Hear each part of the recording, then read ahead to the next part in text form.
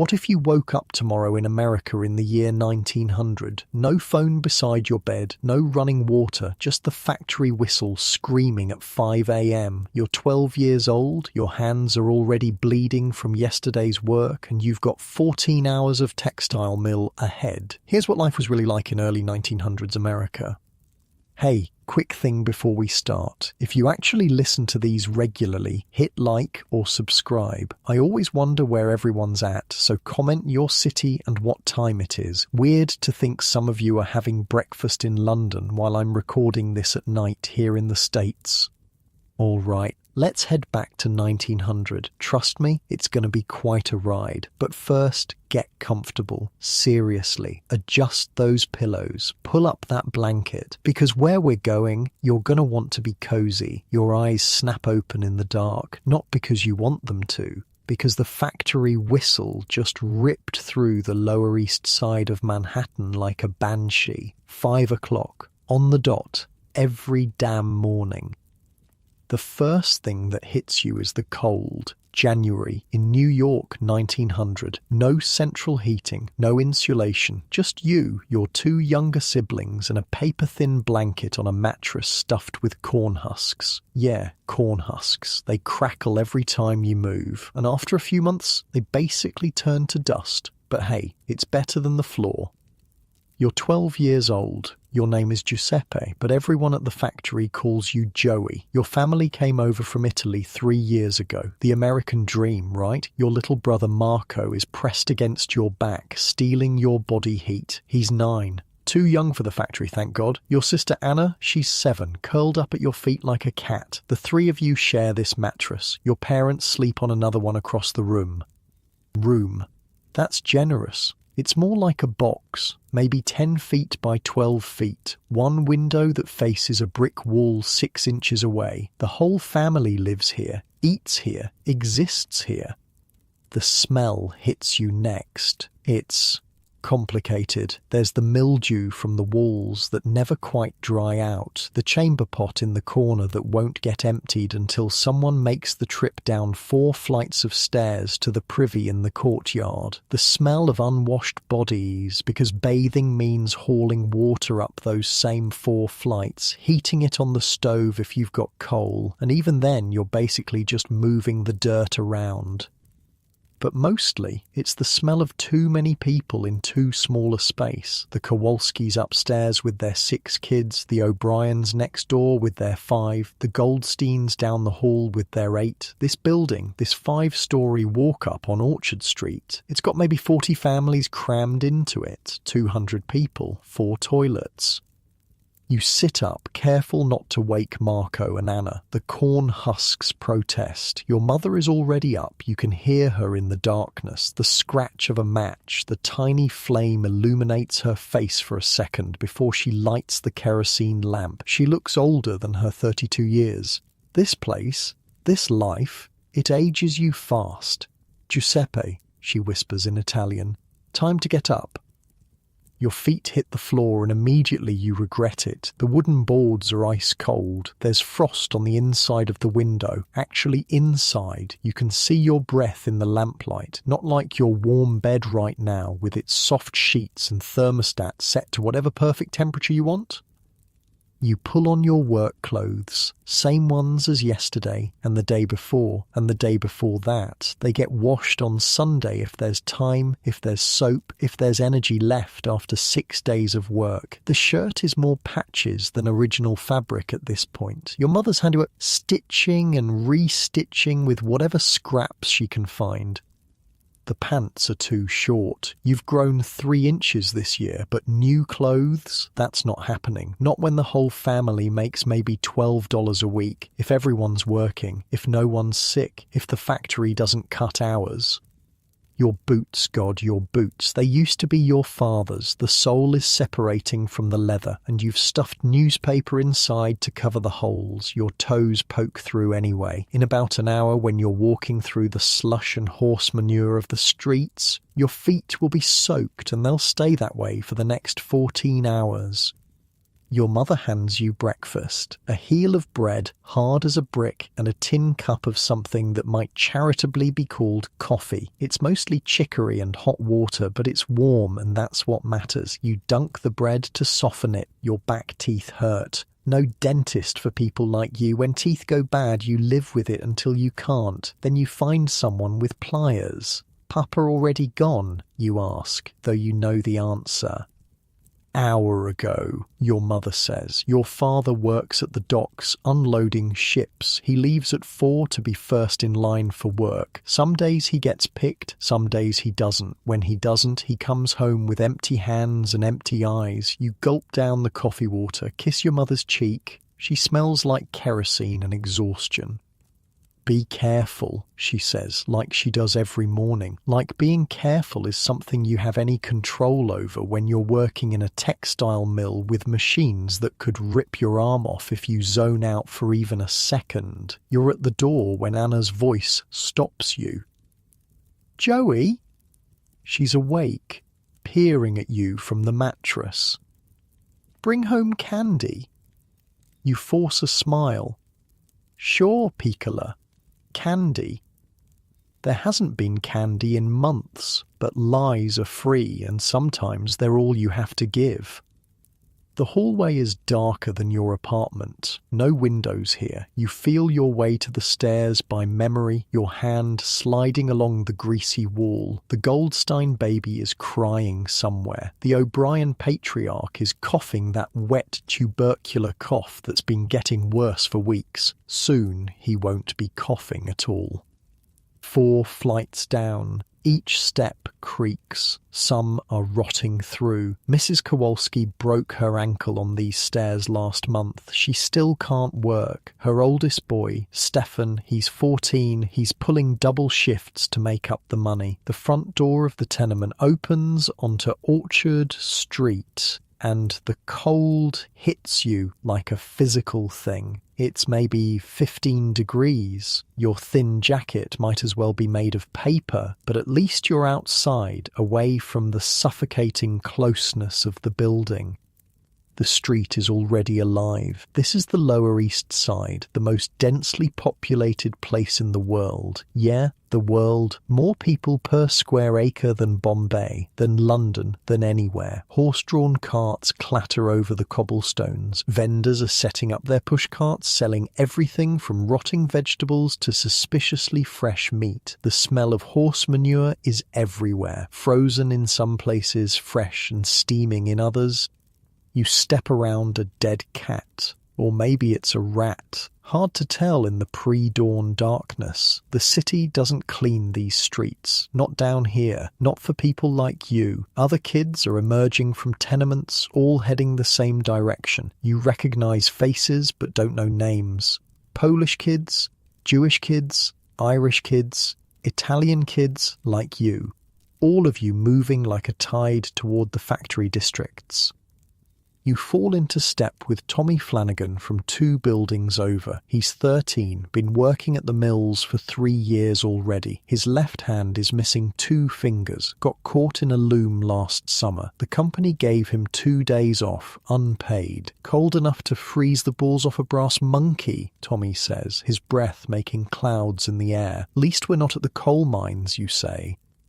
It's true. Your cousin Salvatore, he's down in Pennsylvania, working the anthracite mines. He's 11, spends 12 hours a day in the dark, picking slate from coal. His letters, when he can get someone to write them, describe a special kind of hell. At least you see sunlight. Sometimes you pass a newsboy, maybe 8 years old, already hawking papers. Spanish flu spreading in Europe. Roosevelt demands reform 2 cents. Get your papers.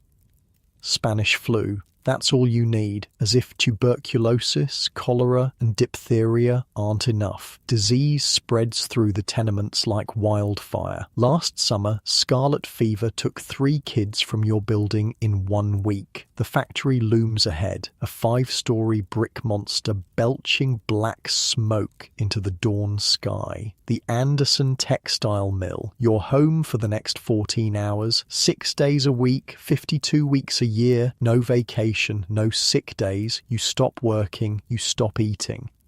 Other kids are converging on the entrance, some as young as 7 or 8, though officially that's illegal now. Officially, the foremen don't check birth certificates. They check if your fingers are small enough to tie the threads, if you're short enough to crawl under the machines, if you're desperate enough to work for $3 a week. You're making $4 now, veteran wages for a 12-year-old. Your mother tells you to be proud you're contributing, you're helping the family survive. But survive for what? To wake up tomorrow and do it again? To watch your little sister's eyes go dead when she starts working next year? To end up like your father, 40 years old and looking 60, broken by labour that barely keeps you alive? The factory whistle screams again. 5:30. Time to clock in. You think about your bed right now, your actual bed in your actual time. Warm, soft, safe, a phone beside it with an alarm you can snooze, a job that probably won't kill you, laws that say you can't work more than 40 hours without overtime.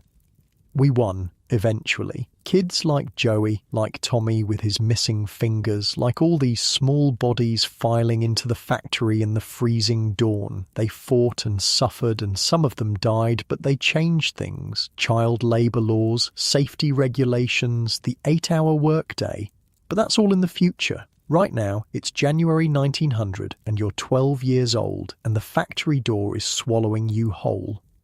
The foyer of the factory is slightly warmer than outside. Slightly. You can still see your breath, but at least the wind isn't cutting through your jacket anymore. The time clock stands against the wall like a judge. You get in line with the other kids, waiting your turn.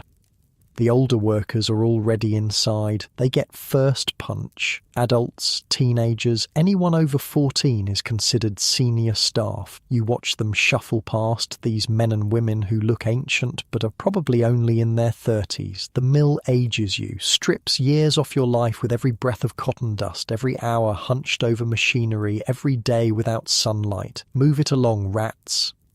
That's Mr. Kowalski, the floor supervisor. No relation to your upstairs neighbours, just another Polish name in a city full of them. He's massive, 6 feet tall and built like a brick wall. The kind of man who got his job by being meaner than everyone else. His favourite thing is his stick, a 3-foot piece of oak he uses to encourage faster work.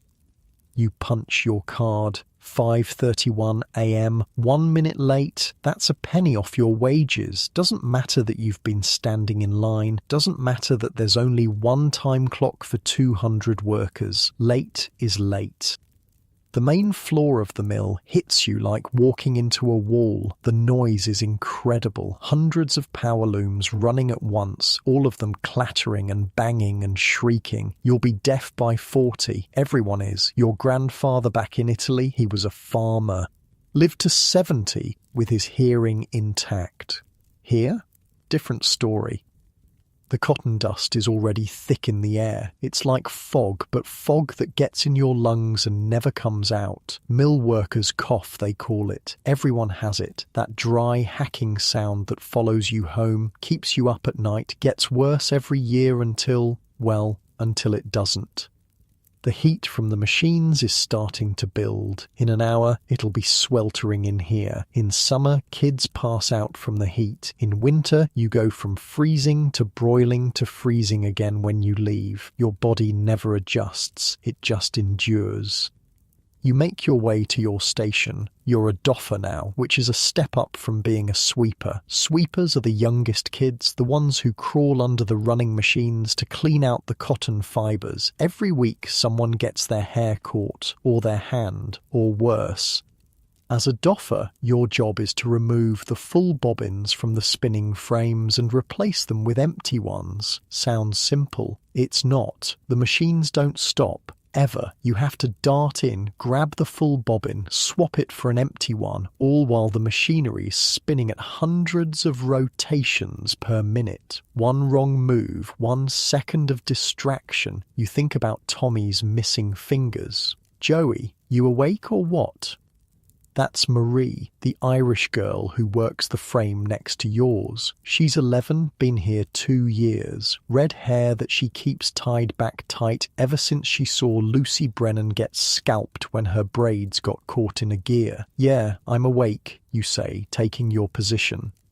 The frames stretch out in long rows, each one a monument to progress. That's what the owners call it. Progress. These machines can do the work of 100 hand spinners. They just need children to tend them. Small fingers for delicate work, short bodies that don't need to be paid adult wages. You start your routine, watch the bobbins fill with thread, wait for the exact moment, dart in, swap, dart out, repeat for 14 hours.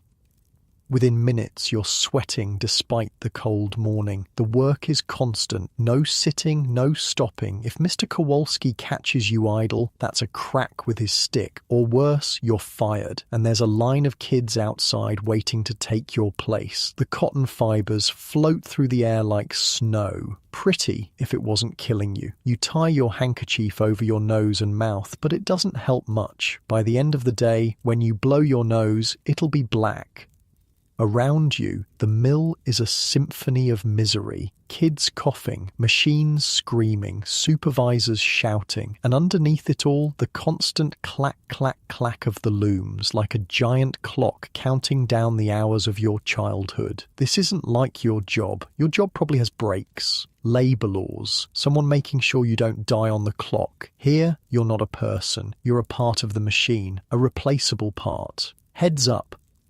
You look over to see little Michael O'Malley struggling with a full bobbin. He's 8, shouldn't even be here, but his father died in a construction accident last month and his mother needs the money. The bobbin is almost as big as he is. You want to help him, but you can't leave your station. That's another penny gone, another step closer to your family not eating. So you watch as he wrestles with it, his small arms shaking with the effort. This is childhood in 1900. Not school, not playing, not growing up safe and loved. This. But you know what? These kids like Joey and Marie and little Michael, they're tougher than anyone gives them credit for. They're surviving something that would break most people. And some of them, not many, but some, they're going to grow up and change things. In 20 years, some of these mill children will be union organisers. In 30 years, they'll be pushing through Congress the laws that end child labour. In 40 years, they'll be making sure their own children never see the inside of a factory. But that's the future. Right now, it's 6 a.m. in a textile mill in New York City, and you're 12 years old, and you've got 13 and a half more hours to go. 6:30 now. The mill's fully alive, every machine running, every worker at their station. The cotton dust is already thick enough that you can barely see the far wall. Your throat's starting to scratch. That familiar burn. Marie leans over between bobbin changes. You hear about the Murkowski girl? You shake your head, hands still working. Always working.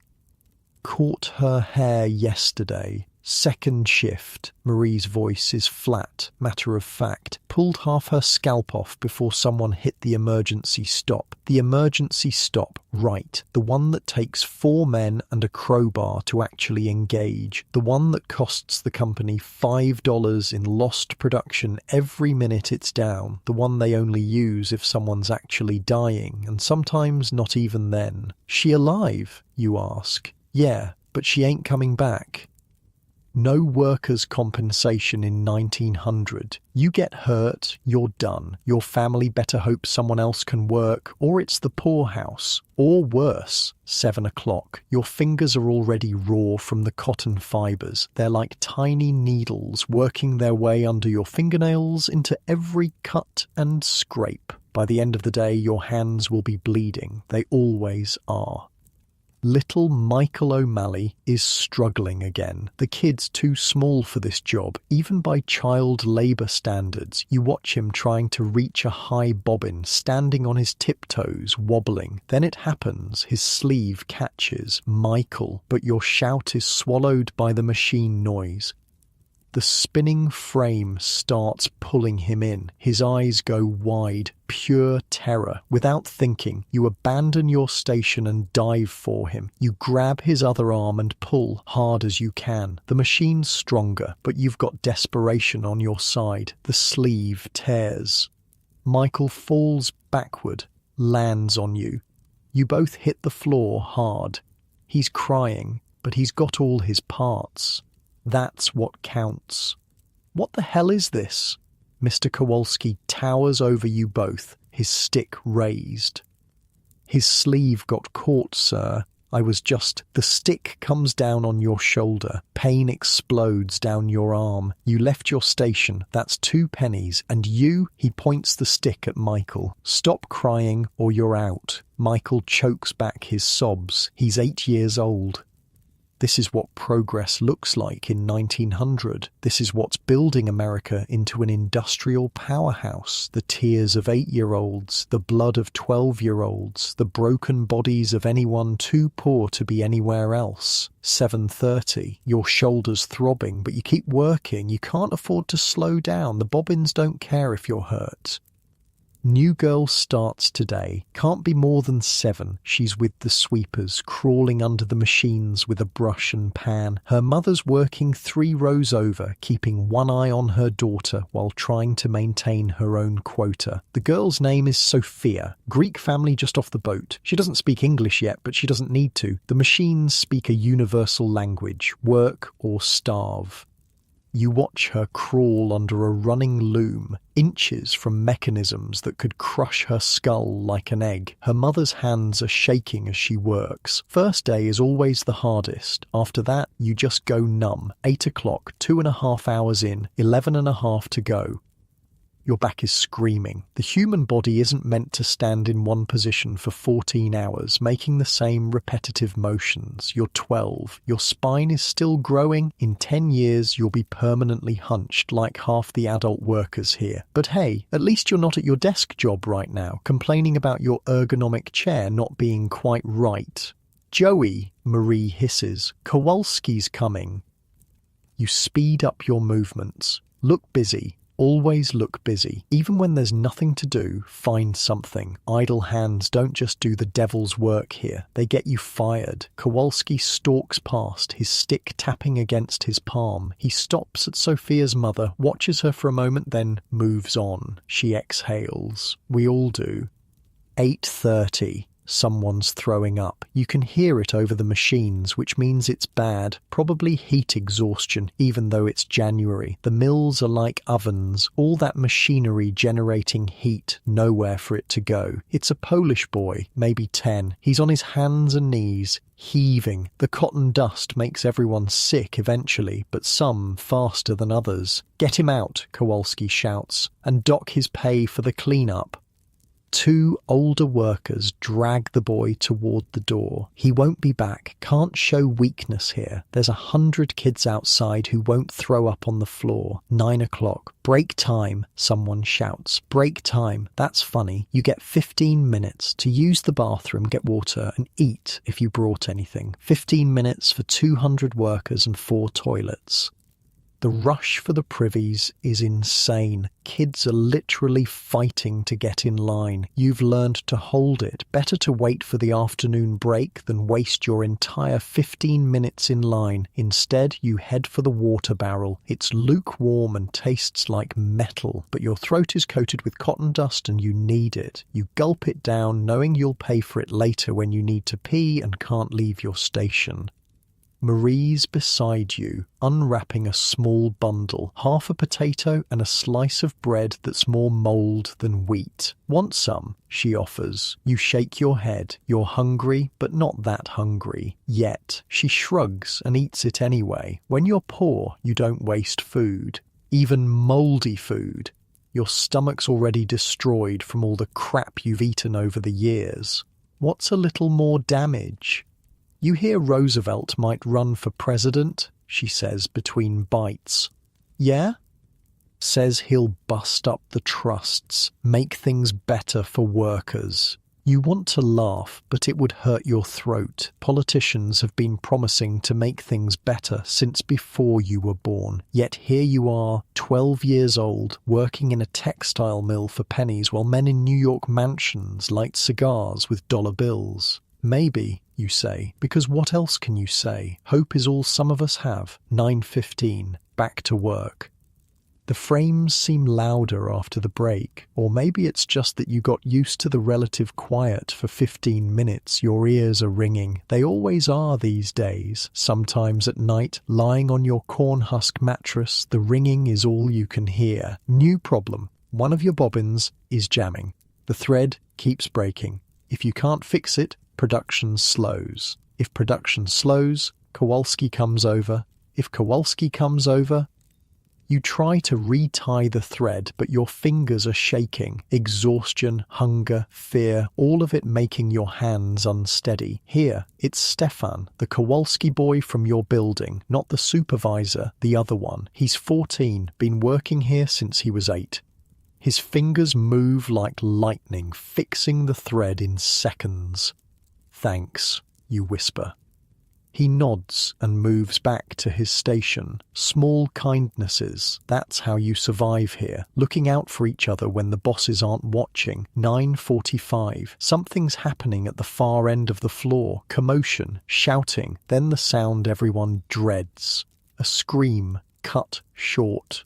The machines don't stop. They never stop. But everyone's looking now, trying to see what happened. Word travels fast in the mill, whispered from station to station like a telegram. Brennan's boy, hand caught in the gears. Brennan's boy, Timothy. He's 10, was 10. You can see them carrying something out, something covered in a bloody sheet, something too small to be a whole person. Everyone goes back to work. What else can you do? Stop and mourn? That's a penny off your wages. Get angry? That's your job gone. So you work, and you try not to think about Timothy Brennan, who was 10 years old and had a little sister named Ruth, who's probably going to have to take his place here next week because the family needs the money. This is America in 1900, the land of opportunity, the golden door, the place where streets are paved with gold. Yeah. Gold mixed with the blood of 10-year-olds.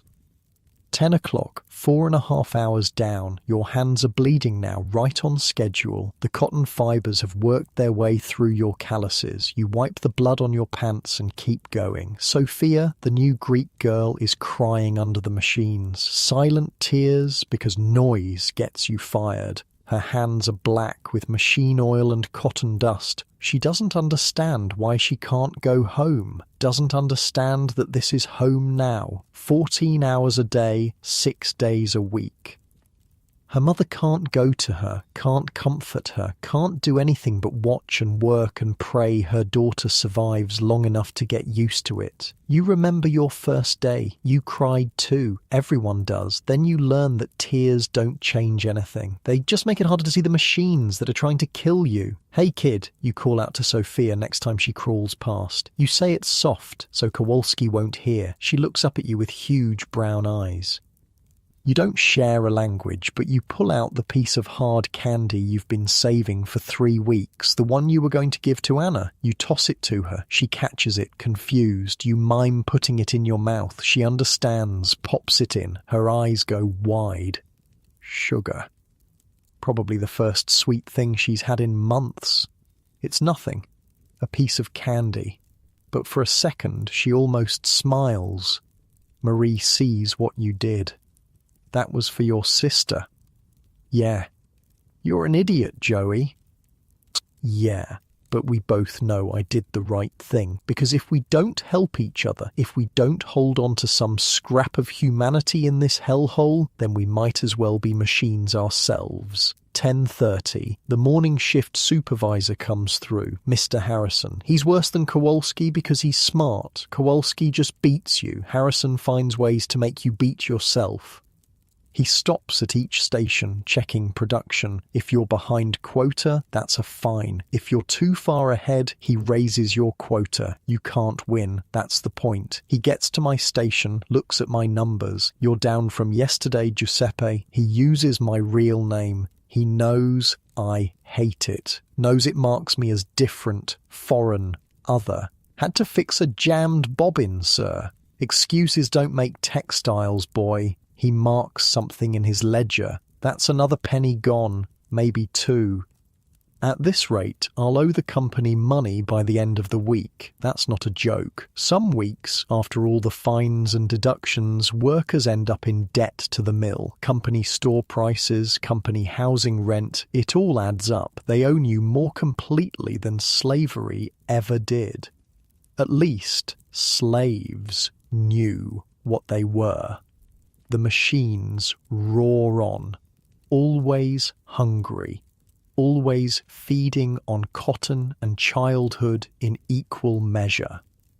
You look around at all these kids, Polish kids, Irish kids, Italian kids, Jewish kids, Greek kids, all of us different, all of us exactly the same, all of us feeding ourselves to the machines one day at a time, in your real bed, in your real time. You're probably worried about your alarm clock, about being 5 minutes late to a job that won't kill you, about whether to have coffee or tea. These kids don't get those choices. They get up, they work, they survive, or they don't. That's it. That's the whole menu. But here's the thing about these kids, these tiny warriors of the Industrial Revolution. They're going to win. Not today, not tomorrow, not for years, but eventually. Some of them will grow up to be union organizers. Some will become teachers and teach their children to fight. Some will become writers and tell these stories. And some, like Timothy Brennan, who lost his hand this morning, will become statistics that finally shock the world into changing. The Factory Acts, the Fair Labor Standards Act, OSHA, all of it paid for in blood and childhood and 14-hour days. But that's the future. Right now, it's 10:45 on a Tuesday morning in January 1900, and you're 12 years old, and your hands are bleeding, and you've got 9 more hours to go. 11 o'clock, the sun's high enough now that a few rays actually make it through the grimy windows. Shafts of light full of cotton dust, like snow that never settles. Pretty if it wasn't destroying your lungs one breath at a time. The heat's building bad now. January outside, but in here it's got to be pushing 80 degrees. The machines generate heat like furnaces. Add 200 bodies working non-stop, and you've got your own little slice of hell. Stefan passes by with a cart of empty bobbins. He's limping. "What happened?" you mouth at him. He shakes his head. Don't ask. But you can see the blood seeping through his boot. Probably dropped something on his foot. Probably broken a toe or two. Probably going to work through it anyway, because what choice does he have? This is the thing nobody talks about. Not just the big accidents, the ones where kids lose hands or worse. It's the constant small injuries, the cuts that never heal because they get reopened every day, the bruises that turn black and green and yellow, the sprains and breaks that you just work through because missing a day means your family doesn't eat. Your body at 12 years old is already a map of industrial America. Scars on your hands from the cotton fibres, burn on your forearm from when you got too close to a steam pipe, that weird bend in your left pinky from when it got caught in a bobbin and you just yanked it free because stopping to do it properly would have gotten you fired. Marie's singing something under her breath, can barely hear it over the machines, but it's there. Some Irish song her grandmother taught her. She does this when she's trying not to think about things, like how her older brother Patrick just got drafted to go fight in the Philippines. Like how her mother's coughing up blood but won't admit it. Shut it, Mick. That's Anthony Torino working the frame behind us. He's 15, thinks he's tough because he's been here 4 years and still has all his fingers. Marie flips him off when Kowalski's not looking. Shut it yourself, Dago. They hate each other, but it's the kind of hate that's really just fear wearing a disguise. We're all scared of the machines, of the bosses, of ending up like Timothy Brennan this morning. So we take it out on each other, Irish versus Italian, Polish versus Jewish, like fighting among ourselves will somehow make us feel like we have some control. We don't.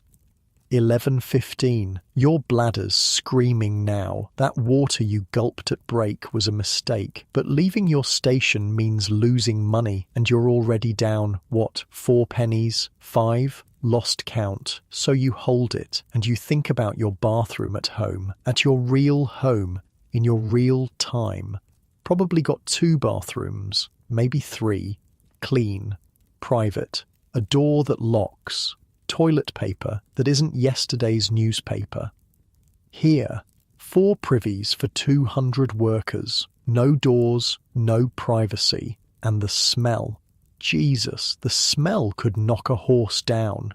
Joey, it's Sophia, the little Greek girl. She's learned my name already. She's standing there with her dustpan, and it's full of something red. Blood, mixed with cotton fibers. A lot of it. She's looking at me like I should know what to do with this. Like I'm the adult here. But I'm 12. I'm just a kid too. We're all just kids. Pour it out back, I tell her, miming the motion. With the other waist. She nods and scurries off. Another accident somewhere. Another kid hurt. Another family destroyed. Just Tuesday in the mill. 11:30. The woman working 3 rows over starts screaming. Not pain screaming. Grief screaming. The kind that comes from somewhere deeper than your throat. It's Sophia's mother. Sophia hasn't come back. The woman's trying to leave her station, but Harrison's there, blocking her. You leave, you're fired, he says, calm as discussing the weather. She's screaming in Greek, tears streaming down her face, but she goes back to her machine, because what else can she do? She's got other kids at home. They need to eat. We all keep working. The machines don't care about missing 7-year-olds. The quotas don't care. America's industrial might doesn't care. 10 minutes later, Sophia comes back. She got lost trying to find the waste area. Just lost. But for 10 minutes, her mother thought she was dead. The woman doesn't even look at her daughter. Can't. Because if she stops working to hug her child, they both go hungry. This is family life in industrial America. Parents and children in the same building, sometimes the same room, but might as well be on different planets. The machines come first. Always. Noon. The whistle blows for lunch. Lunch. That's generous. You get 20 minutes this time. 20 minutes to fight for the privies, find something to eat, maybe rest your legs for 30 seconds. You finally get to pee. Sweet relief. The privy's disgusting, but you're past caring. There's worse things than shit and piss, like the feeling in your hands, which have gone from pain to numbness. That's not good. Numbness means nerve damage, means you're losing feeling, means you might not notice the next time you're too close to the gears. Outside the mill for the first time since dawn, the cold air hits like a slap, but it's clean, no cotton dust. You can actually breathe.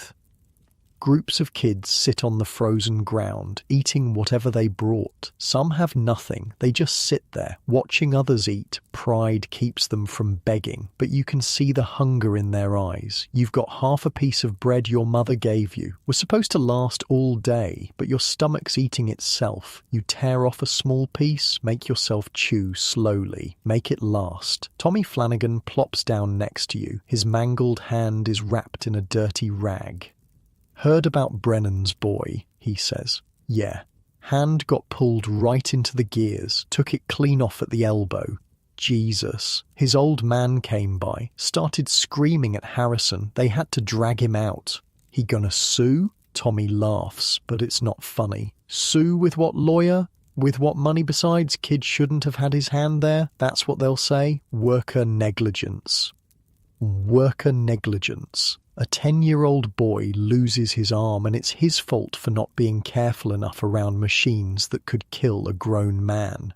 You hear about the strike talk? Tommy lowers his voice. What strike talk? Some of the adults talking about walking out, demanding shorter hours, safety equipment. They're dreaming. Maybe, but that place in Chicago, Pullman, workers there actually did it, shut the whole operation down.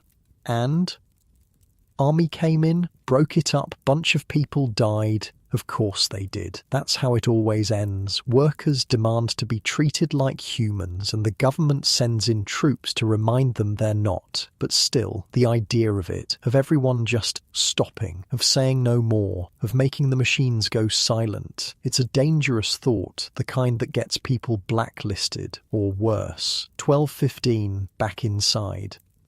The afternoon shift is always worse. You're tired, hungry, and the heat just keeps building. By 2 o'clock, it'll be over 90 degrees in here. Kids will start passing out. Happens every day in summer, even in winter if the machines run hot enough. You take your position. Marie's already there, working. But something's different. Her hands are shaking. You okay? She doesn't answer. Then you see it. Blood on her skirt. A lot of it. Marie, you hurt? She shakes her head, won't look at me, and then you understand. She's 13, she's becoming a woman, and she can't leave her station to deal with it. This is what it means to be a girl in the mills. No privacy, no dignity, no acknowledgement that your body has needs beyond being a pair of hands to work the machines. You want to help, but what can you do? You're a 12-year-old boy. You don't even fully understand what's happening to her, and even if you did, there's nothing to be done. She'll stand there and bleed through her clothes and keep working because that's what you do. That's what we all do. 12:30. New crisis. One of the main drive belts upstairs snaps. The whole building shakes when it happens. Sounds like thunder. For a second, just a second, some of the machines stop. The silence is deafening. You hadn't realized how loud it was until it wasn't. Your ears ring in the quiet. Then Kowalski's voice. Back to work, mechanics will fix it. But for that moment, that brief moment of silence, you remembered what the world sounds like without machines. Birds, maybe. Wind. Human voices at normal volume. You'd almost forgotten.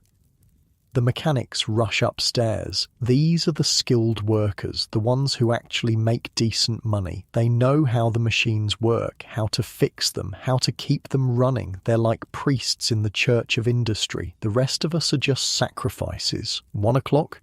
You've been here 7.5 hours? 6.5 to go? Your feet have gone past hurting to that weird place where they're both numb and on fire at the same time. You shift your weight from foot to foot, but it doesn't help. Nothing helps except getting off them, and that's not happening for another 6 hours. A new kid starts this afternoon. They always start kids in the afternoon when they're desperate for workers. This one's maybe 9, skinny as a rail, polish from the look of him. His mother's with him, talking rapid fire to Kowalski in broken English. He's a good boy, strong, he work hard. Kowalski's not even listening. He's looking at the kid's hands, small, nimble, perfect for the machines. $3 a week, take it or leave it. The mother nods frantically. Yes, yes, thank you, thank you, thank you, for the privilege of feeding her son to the machines, for the opportunity to watch him age 5 years in 5 months, for the chance to maybe, possibly, keep her family from starving. The kid's name is Stanislaw. Stan. He's assigned to the sweepers. Within an hour, he'll be under the machines, crawling through cotton dust and oil, trying not to get his hair caught, trying not to die. Welcome to America, Stan, land of the free, home of the brave, where 9-year-olds work 14-hour days so that rich women in Boston can have cheap cloth for their dresses. You watch him disappear under a loom and try to remember what it felt like to be new here. to still have hope that it would get better, that if you worked hard enough, you could work your way up, maybe become a mechanic, maybe even a supervisor.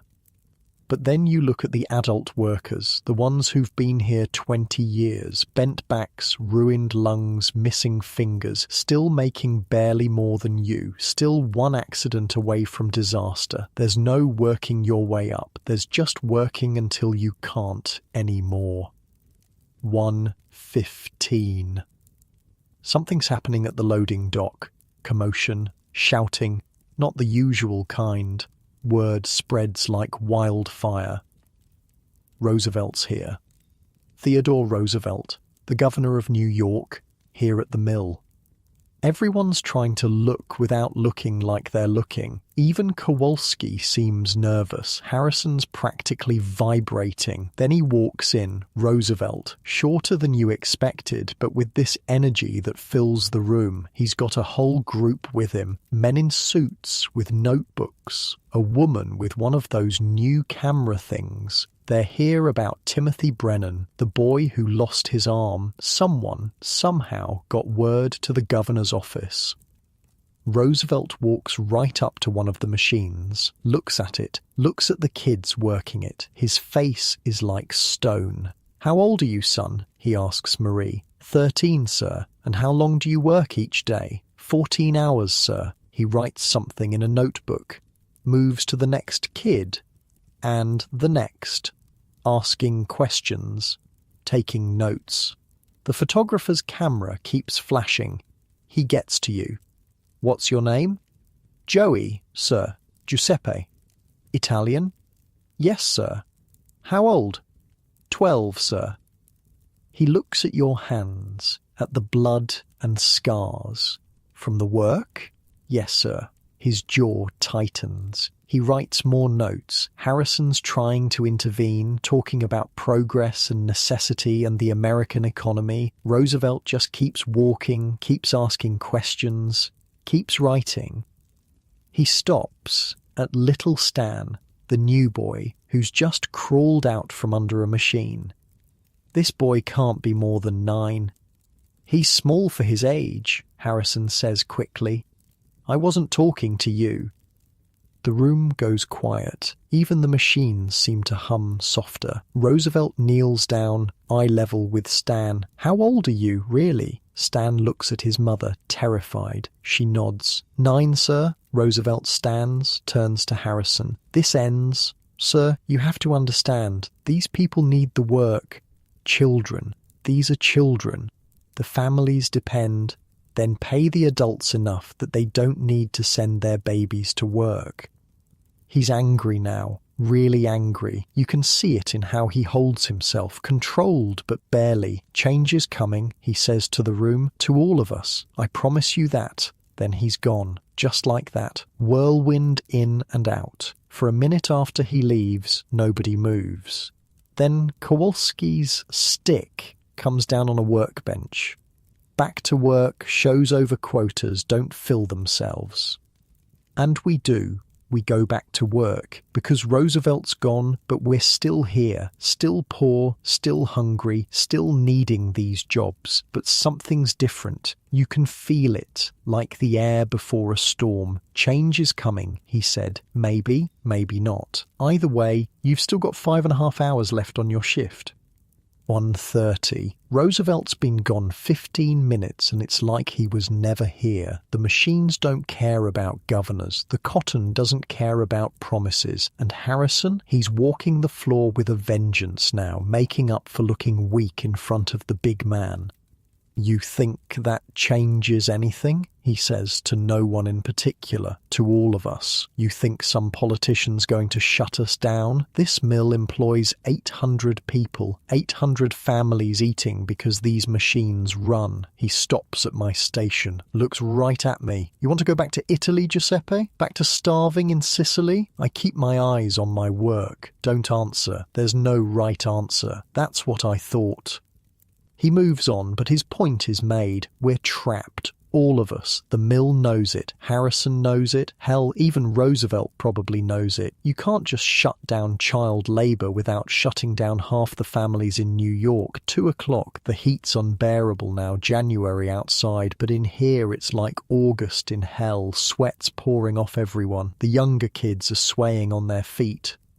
Then it happens. Little Stan, the new boy, he just drops. 1 second he's sweeping under a machine, next second he's face down on the floor. His mother screams, tries to run to him. "Stay at your station," Kowalski shouts, but she doesn't. She runs to her boy, pulls him out from under the machine. He's breathing, but his lips are blue. Heat exhaustion, maybe worse.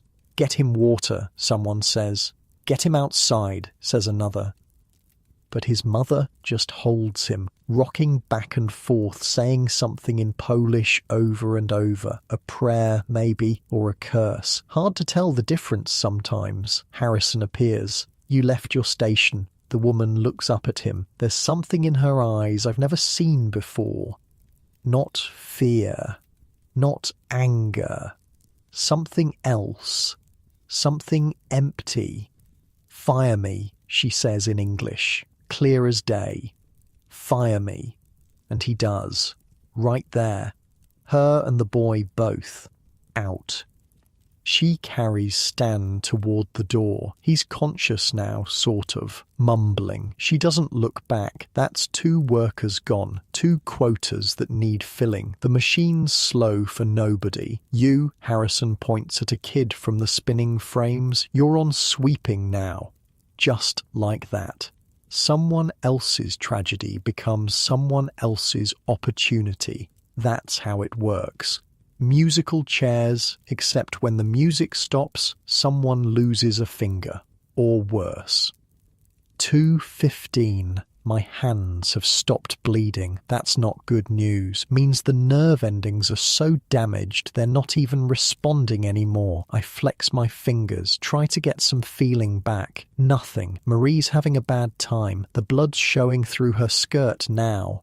Some of the boys are noticing, making comments.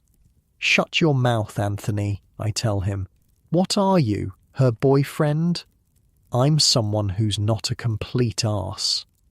He steps toward me, fists up. He's 15, 3 years older, 30 pounds heavier. "Boys," Kowalski's stick comes down between us. "Fight on your own time. Company time is for work." Anthony backs off, but he gives me a look. This isn't over. Great, like I needed another problem. 2:30.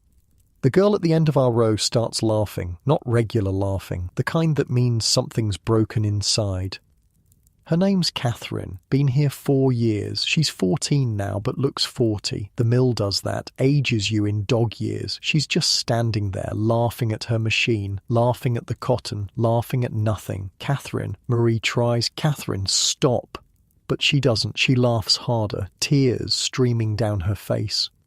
Kowalski starts toward her, but one of the older women gets there first, puts an arm around Catherine, whispers something. The laughing turns to sobbing, quieter, less likely to get her fired. "Her brother died yesterday," the woman explains to Kowalski. "Consumption." Kowalski actually pauses. For 1 second, he's almost human. 5 minutes, he says, then back to work. 5 minutes to grieve your brother, then back to feeding the machines. That's mercy in the mill.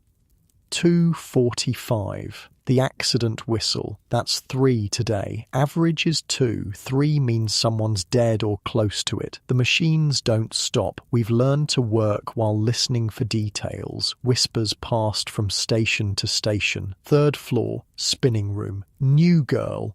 How bad? Bad. Always bad. Nobody blows the accident whistle for a cut finger. You think about your job, your real job. In your time, they probably have meetings about workplace safety, committees, regulations, someone whose whole job is making sure nobody gets hurt. Here, the accident whistle is the safety system. Lets everyone know to work harder so they're not next. 3 o'clock, 9 hours down, 5 to go. Your feet don't even feel like feet anymore. They're just pain stumps you're balancing on. Your back is screaming. Your hands are numb. Your throat is raw from the cotton dust. This is the wall. Every day around 3, you hit it. The wall where your body says no more. Where every instinct screams to just sit down, just for a minute, just rest. But you can't. You know what happens to kids who sit down. They don't get back up. Not as workers anyway. So you push through. You find that place inside where you go when things get bad, that nothing place, where you're not really here, where you're just hands doing work. No thoughts, no feelings, just motion. It's how you survive, how we all survive, by not being completely here. 3:15. Marie collapses. Not completely. She catches herself on the machine, but her legs gave out for a second. She's pale as paper. "I'm okay," she says before anyone can react. "I'm okay." But she's not. She's lost too much blood. Hasn't eaten, been standing for 9 hours straight. I make a decision, probably stupid, definitely going to cost me. "I need the privy," I announce. Kowalski looks at me. "You went at lunch. Emergency." He marks it in his book. That's another penny, maybe 2. But I don't go to the privy. I go to the break room where they keep the medical supplies. Medical supplies. That's funny. It's a box with some rags and a bottle of something that might be alcohol. I grab some clean rags, stuff them in my shirt. There's also a piece of bread someone left. I take that too. Theft. That's firing a fence. But Marie needs help. Back on the floor, I pass her the rags when Kowalski's not looking. "From your boyfriend?" Anthony sneers. "From someone who's not garbage," Marie shoots back. She takes the rags, disappears for 30 seconds behind the machines, comes back looking a little better. The bread I slip to her piece by piece over the next hour. She eats it without looking at me, without saying thanks. Because thanks are dangerous. They mean you owe someone, and owing people gets complicated. 3:45. The mechanics are still working on that broken belt upstairs. Every once in a while, the building shudders, metal on metal, the sound of America being built, or the sound of kids being ground up. Depends on how you look at it. Stefan limps by again. His foot's worse. The blood soaked through his boot now. "You need to get that looked at," I tell him. "By who? With what money?" He's right. Doctors are for people who can afford them. For us, you either heal or you don't. "My ma knows some things," I offer. "Herbs and stuff, from the old country." "Yeah? Come by tonight, after shift." He nods. "It's not much, but it's something. My mother does know herbs. Learned from her mother back in Italy. Won't fix a broken foot, but might keep it from going bad. From turning into the kind of infection that kills you in a week. 4 o'clock, 10 hours. The light's changing outside, getting that late afternoon slant. In an hour it'll be dark. We came in darkness. We'll leave in darkness, like vampires, except we're the ones getting our blood sucked. New problem. One of the main machines is making a weird noise. Grinding metal on metal, where metal shouldn't be touching metal. Everyone hears it. Everyone knows what it means. That machine's going to break, and when it does, it's going to break bad. But nobody says anything, because stopping the machine means stopping production, and stopping production means Harrison asking why, and explaining means admitting you knew it was going to break but didn't say anything earlier. So we all just work around it, stay as far away as possible, wait for the inevitable. 4:15, it happens. The machine doesn't just break, it explodes. Well, not explodes like dynamite, but a gear shoots off, flies across the room, and embeds itself in the wall 6 inches from where a kid was standing. The machine grinds to a halt, steam hissing, oil spraying. It's like watching a metal dragon die. Harrison's there in seconds. Who was working this station? Nobody answers. Who was working this station? A boy raises his hand. Timothy. No, Different Timothy, not the one who lost his arm. This one's maybe 11, Irish, quiet kid. You didn't notice anything wrong? No, sir. Nothing? This machine just spontaneously destroyed itself? I don't know, sir. Harrison's face is purple. This is going to cost the company hundreds of dollars, maybe thousands. Someone has to pay. You're done. Get out. Sir, please, I need out. Timothy goes. Another kid without a job, another family that won't eat tonight. The rest of us keep working. The broken machine sits there like a corpse, oil pooling around it like blood. A reminder of what happens when things go wrong, even when it's not your fault, especially when it's not your fault. Not 4:30. Marie's looking better. The bread helped, the clean rags helped, but mostly what helped was someone giving a damn. Sometimes that's all you need. Someone to see you're drowning and throw you something, anything to hold on to. Thanks, she whispers when Kowalski's across the room. Don't know what you're talking about. She almost smiles. First time I've seen her almost smile in weeks. Your sister's lucky, she says. Why? Having you for a brother. I think about Anna, 7 years old, probably at home right now, helping Ma with something. In a year, maybe 2, she'll be here, standing where Marie's standing, bleeding where Marie's bleeding, unless something changes, unless Roosevelt meant what he said, unless hell freezes over. 4:45. The afternoon shift kids are starting to show up. Fresh faces, fresh energy. They'll work until midnight, then drag themselves home to sleep a few hours before doing it again. Some of them are tiny, 6, 7 years old, officially illegal, but who's checking, who's enforcing? The factory inspectors come maybe once a year, and Harrison always knows in advance, hides the youngest kids that day, gives everyone an extra 5-minute break. Makes it look almost humane. One of the new kids is crying. His mother's trying to explain something to Kowalski, but her English is basically non-existent. Russian, maybe. Or Ukrainian. The kid doesn't want to go. He's clinging to his mother's skirt. She pries his fingers off, pushes him toward Kowalski, walks away without looking back. The kid stands there sobbing. 6 years old, maybe 7, first day. I remember my first day, the terror of it, the noise that made you want to cover your ears, the smell that made you gag, the adults who looked at you like you were just another piece of equipment. Hey, I call to the kid. He looks at me, snot running down his face. I pull out my handkerchief, the one I use to cover my face from the cotton dust, toss it to him. He catches it, confused. For your nose, I mime wiping. He does, looks a little less pathetic. It's nothing, a dirty handkerchief, but when you're 6 and your mother just left you in hell, nothing can be something. 5 o'clock, 11 hours down, 3 to go. The sun's setting outside. You can tell because the little bit of light that makes it through the windows is going orange. Pretty, if you could see it. If you weren't trapped in here with the noise and the dust and the smell of machine oil and desperation. Your whole body is shutting down now. You're making mistakes, dropping bobbins, missing changes. Everyone is. This is when accidents happen, when you're too tired to be careful, when your reflexes are too slow, when the machines win.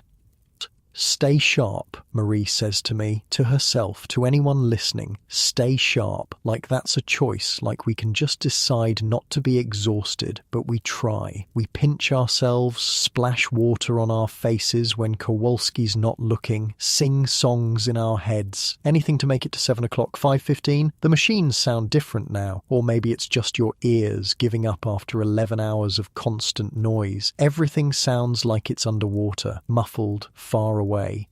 Anthony's been glaring at me since the almost fight. He's waiting, biding his time, after shift probably, when Kowalski can't stop it, when it's just kids being kids, not workers disrupting production. Fine, let him come. I'm too tired to be scared. The new Russian kid has stopped crying at least. Someone put him with the sweepers. He's under the machines now, probably wondering what he did to deserve this, what any of us did.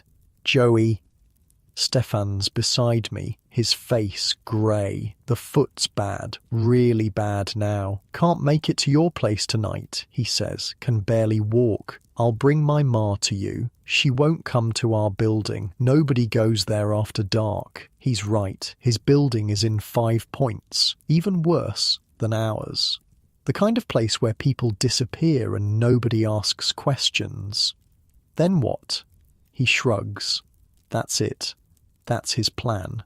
Shrug and hope his foot doesn't rot off.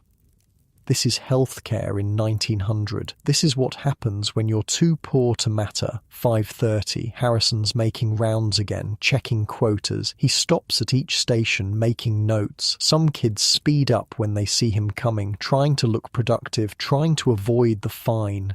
But speeding up when you're this tired is dangerous. A Polish girl 3 rows over learns this the hard way. She's trying to change bobbins fast, show Harrison she's working hard. Her sleeve catches. The scream starts high and sharp, then cuts off as the machine pulls her in. Everything stops. Even the machines. Someone actually hits the emergency stop, the real one. She's trapped, her arm twisted at an angle arms don't bend. She's conscious, which is worse. Conscious means she feels everything. 2 mechanics rush over with tools. They have to partially dismantle the machine to get her out. Takes 5 minutes. 5 minutes of her whimpering, trying not to scream, trying to be brave. When they finally free her, her arm is mangled, bone showing through skin, blood everywhere. Her mother works here too. She runs over, holds her daughter, says something in Polish that sounds like a prayer and a curse mixed together. Harrison's there with his ledger. She's done here, he says, like he's talking about a broken machine part. Clear her out. She needs a doctor, her mother cries. Then take her to one. With what money? Harrison doesn't answer, doesn't need to. We all know the answer. There is no money, there is no doctor. There's just a 13-year-old girl with a destroyed arm and a mother who can't afford to fix it. They carry her out. She's quiet now. Shock, probably. Or just accepting what we all learn eventually. Nobody's coming to save you. The machines start up again. Always the machines. Marie's shaking. That could have been me. Could have been any of us. But it wasn't. Today. She's right. Today it wasn't us. Tomorrow, next week, eventually the machines get everyone. 5:45. The blood's still on the floor where the Polish girl was hurt. Nobody's cleaned it up. We just work around it, step over it, pretend it's not there. But it is there. Dark and sticky and real. Evidence that this place eats children. The new Russian kid sees it and starts crying again. Can't blame him. His first day and he's seen 2 kids mangled. Welcome to America, kid. Land of opportunity. Someone should write about this, Marie says suddenly. Write about what? This. Us. What happens here? Who'd read it?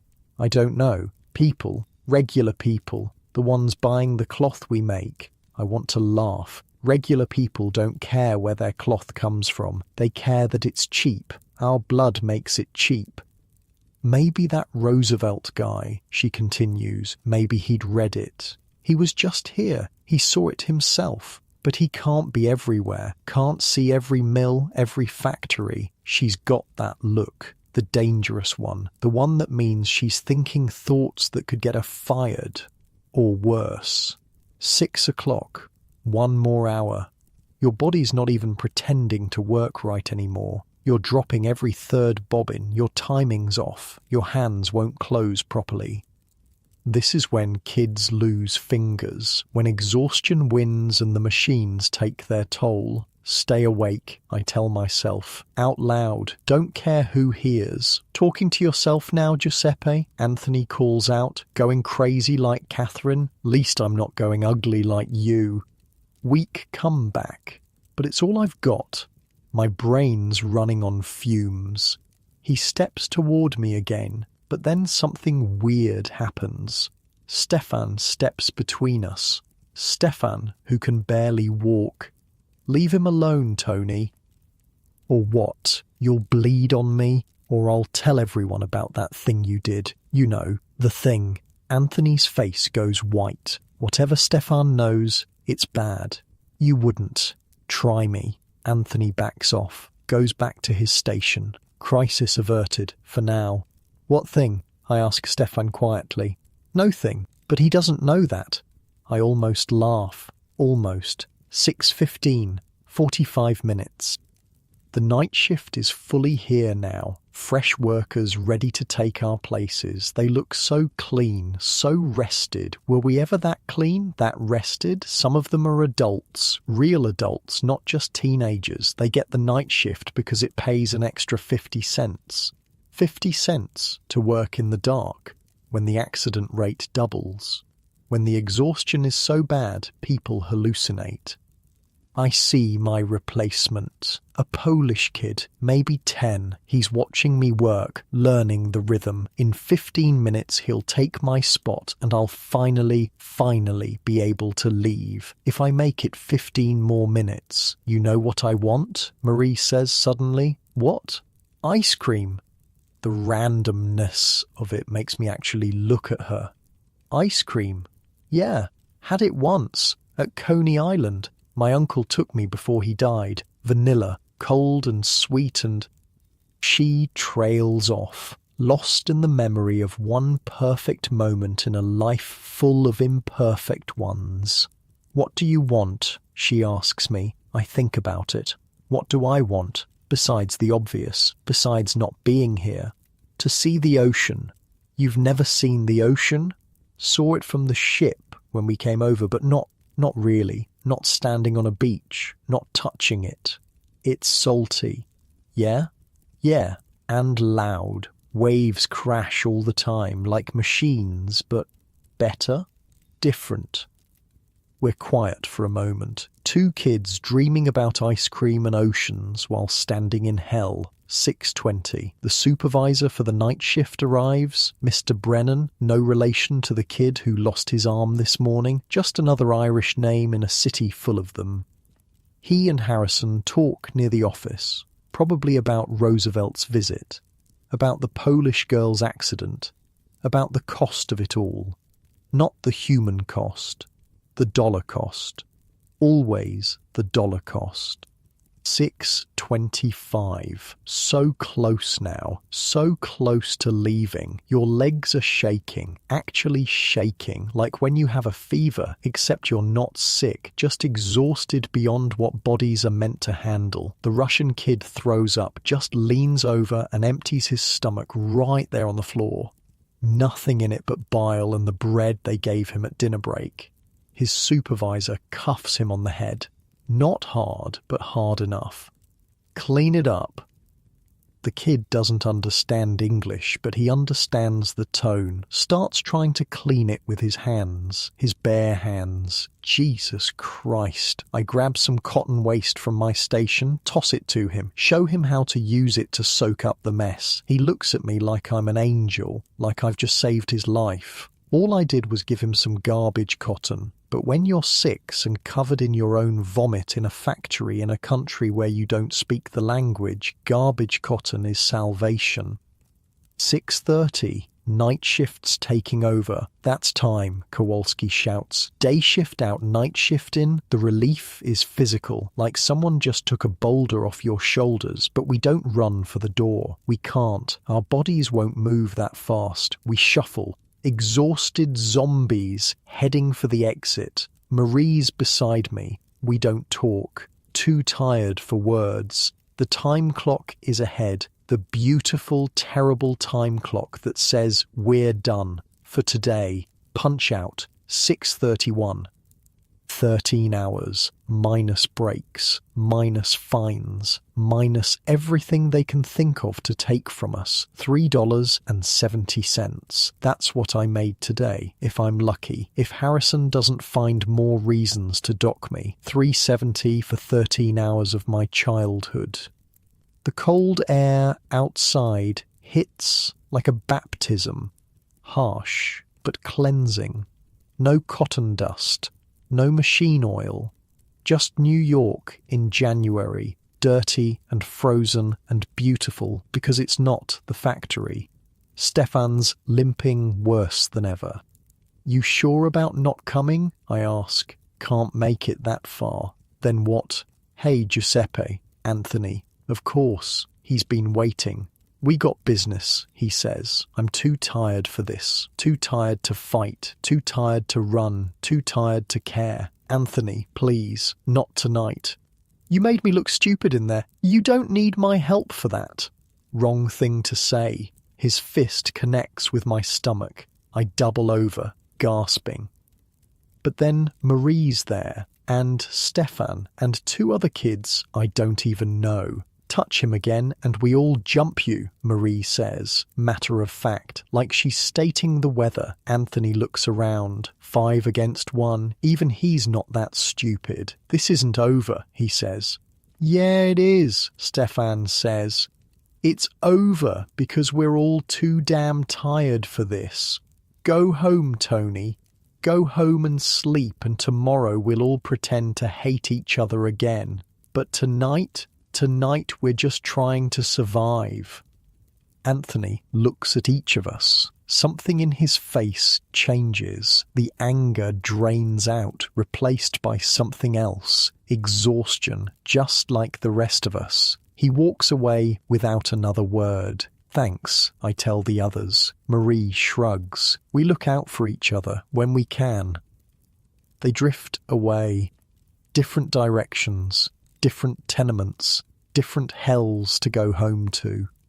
I start walking. Orchard Street is busy despite the hour, or because of it. Night shift workers heading to factories, day shift workers dragging themselves home. The city that never sleeps because it can't afford to. My feet know the way home. Good thing because my brain's barely working. 4 blocks, 4 flights of stairs, $4 a week for our 1 room. Everything's 4 except the hours we work. Those are 14. I pass a newsboy, one of the evening editions. Roosevelt promises reform, he's shouting. Says child labour must end. I want to laugh, or cry, or both. Must end. Sure. When? Next year? Next decade? After how many more Timothys lose their arms? How many more Polish girls get mangled? How many more Russian kids throw up their first day? Change is coming, Roosevelt said. Maybe. But not tonight. Tonight, I'm going home to my corn husk mattress, to my family crowded in 1 room, to 5 hours of sleep before I do it all again. The tenement door is ahead. Home, such as it is. I think about you in your bed, your real bed, warm, safe, protected by laws we bled for, laws written in the blood of kids like Timothy Brennan and the Polish girl whose name I never learned. You're welcome, by the way, for the weekend, for the 8-hour day, for the childhood you got to have. We paid for it. Kids like me and Marie and Stefan and even Anthony, paid in fingers and arms and years of our lives.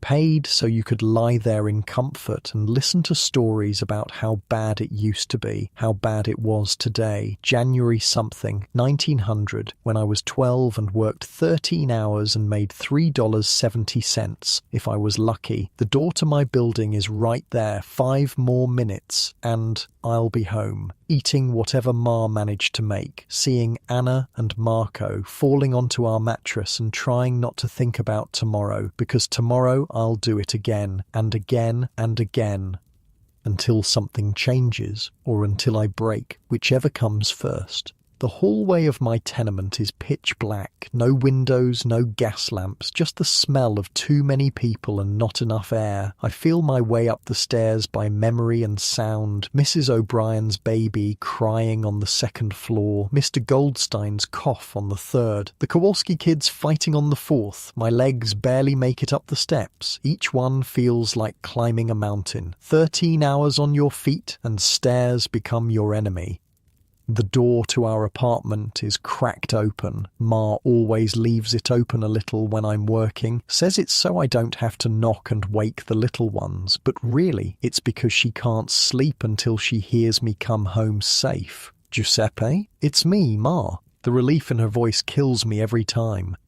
Inside, the kerosene lamp makes everything look yellow and old. Marco and Anna are already eating, if you can call it eating. Bread and soup that's mostly water with some cabbage floating in it, maybe a potato if we're lucky. How was work? Ma asks. Same question every night.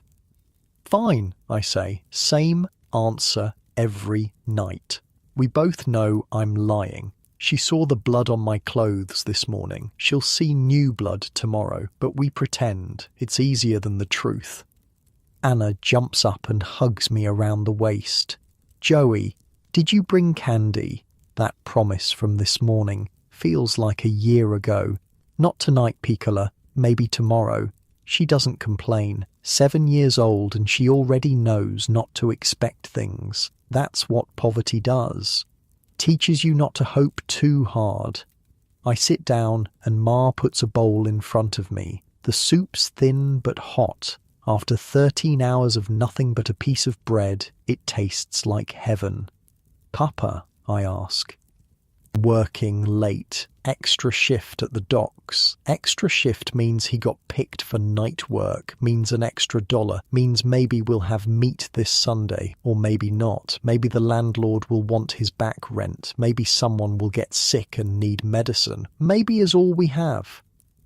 Stefan's hurt, I tell Ma.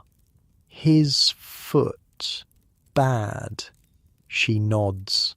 I'll make a poultice. You can take it to him.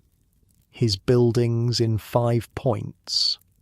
That stops her. 5 points after dark is asking for trouble, but she looks at me, sees something in my face. How bad? Real bad. She sighs, gets up, starts pulling herbs from the shelf, dried things she brought from Italy, grows on the fire escape when she can. Old country medicine. Sometimes it works, sometimes it doesn't, but it's what we have. There was an accident today, I say. Girl got her arm caught, mangled it pretty bad. Ma crosses herself. She survive? Yeah, but she won't be working anymore. Her family? I shrug. That's the question, isn't it? What happens to families when the workers can't work? Marco looks up from his soup. When do I start working? He's 9. The question's not if, it's when. Not yet, Ma says firmly. You stay in school. But Joey works. We need the money. You stay in school, she repeats. But we all know it's temporary. Another year, maybe 2. Then Marco will be standing where I stand, bleeding where I bleed. There's a knock at the door, soft, hesitant. Ma opens it. It's the new family from down the hall, Russians. The mother's holding a baby that won't stop crying. She says something in Russian, then tries English. Please, baby sick. You have medicine? Ma doesn't hesitate, takes some of her herbs, shows the woman how to make tea with them, gives her enough for 3 days. That's half our supply, but Ma doesn't mention that. The woman tries to pay, holds out 2 pennies. No, Ma says, we help each other. The woman cries, actually cries over 2 pennies worth of herbs. After she leaves, I ask Ma, what if we need those herbs? Then someone will help us. Who? She doesn't answer because we both know. Maybe nobody. But you help anyway, because if you don't, if you stop seeing other people's pain, you become something less than human. And in a place like this, your humanity is the only thing they can't take from you. Not for lack of trying, though. Anna's tugging at my sleeve. Joey, tell us a story. I'm tired, Anna. Please? About Italy? Italy. I barely remember it. Left when I was 9. But I remember enough. The sun that actually felt warm, the smell of real food, the sound of people laughing because they were happy, not desperate. Okay, one story. I tell them about the lemon trees behind our house. How you could pick them right off the branch. How the whole air smelled like citrus. How Nonna would make lemonade so sweet your teeth hurt. It's mostly lies. We were poor there too. The lemons were sour. Nonna died before we left, but Anna and Marco don't need the truth. They need something beautiful to think about while falling asleep on corn husk mattresses in a tenement that smells like piss and desperation. Why did we leave? Marco asks. The real answer, because we were starving, because the landowners took everything, because America promised something better. For opportunity, I say instead. Marco looks around our one room, at the frost on the inside of the window, at the chamber pot in the corner, at our parents' exhausted faces. This is opportunity? It's better than what we had. Is it though? At least in Italy we starved together as a family. Here we starve separately, in shifts. Someone's shouting in the hallway. Mr. O'Brien, drunk again, his wife pleading with him to quiet down, then a crash, then silence. Tomorrow, Mrs. O'Brien will have a black eye. She'll say she walked into a door. We'll all pretend to believe her. Time for bed, Ma says. Marco and Anna curl up on their part of the mattress. I'll join them soon, but first I need to take the poultice to Stefan. Be careful, Ma says, handing me the wrapped herbs. Always am. Another lie we both pretend to believe.